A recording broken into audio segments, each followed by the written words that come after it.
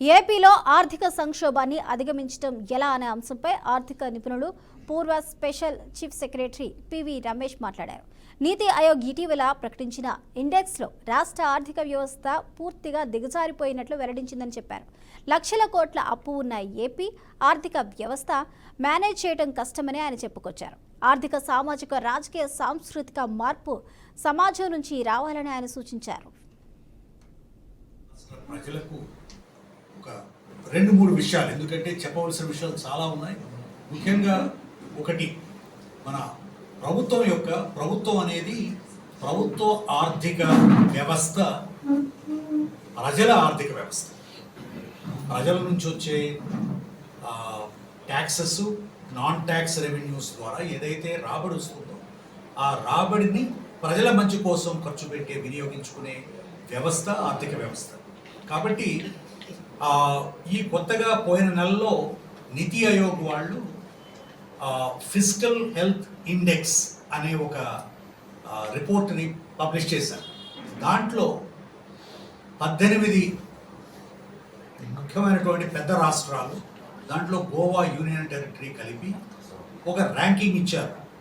అది దాంట్లో ముఖ్యంగా 5 అంశాల గురించి. ఒకటి ఏమిటంటే రాబడి ఏ విధంగా జరిగింది. ఇది 2014, 2023 అంటే ఒక 8 సంవత్సరాల్లో ఏమేమి మార్పులు వచ్చాయి ఆర్థిక వ్యవస్థలో, రాష్ట్రాలు ఏ విధంగా యొక్క ఆర్థిక వ్యవస్థని వారు పరిపాలించారు అనే అంశాల మీద ముఖ్యంగా ఒకటి ఆర్థిక రాబడి, రెండవది ఏమిటంటే ఎటువంటి ఖర్చు పెట్టారు, ఏమి ఉపయోగకరమైనటువంటి భవిష్యత్తుకి నిర్మించేటువంటి ఖర్చులు ఏం చేశారు, మూడవది దీనికి ఈ యొక్క ఫిస్కల్ ప్రొప్రైటీ అంటే ఆర్థిక వ్యవస్థని సక్రమంగా అందరూ కూడా డబ్బులు పంచిపెట్టే కార్యక్రమాలను చేపట్టడం తప్ప భవిష్యత్తు మీద నిర్మాణాత్మకమైనటువంటి ప్రణాళికల్ని నిర్వహించే ఆలోచనలు కూడా కనపడడం లేదు. ఎందుకంటే ముఖ్యమైన అంశం 3 మార్పులు, గణనీయమైనటువంటి మార్పులు వస్తున్నాయి సమాజంలో, ముఖ్యంగా ఆంధ్ర రాష్ట్రంలోనే కాదు దేశంలో, ప్రపంచంలో. ఒకటి ఏమిటంటే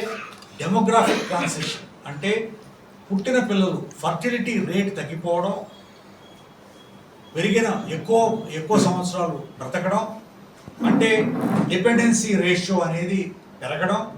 ఇది వరకు 2001లో 55% మంది 25 సంవత్సరాల లోపు ఉన్నట్లయితే ఈరోజు 40% తగ్గిపోయింది. అలాగే 2001లో సెన్సస్ ప్రకారం 4% మంది మాత్రమే 60 సంవత్సరాలు పైబడిన వాళ్ళు ఉన్నట్లయితే ఈరోజు 12% అయింది. వచ్చే 10 ఏళ్లలో 16%, ఇంకొక 20 సంవత్సరాల్లో 20-25% మంది. కాబట్టి 60 ఏళ్ల పైబడిన వాళ్ళకి ఎటువంటి రక్షణ కల్పిస్తున్నాం వాళ్ళకి? ఎందుకంటే వాళ్ళకి డయాబెటీస్లు, హైపర్ టెన్షన్లు, ఇట్లాంటి జబ్బులు, దీర్ఘకాలికమైన జబ్బులకి ఎటువంటి రక్షణ ప్రభుత్వం కల్పిస్తోంది అనే అంశం గురించి, తర్వాత డెమోగ్రాఫిక్ ట్రాన్సిషన్తో పాటు జియోగ్రాఫికల్ ట్రాన్సిషన్ అంటే రూరల్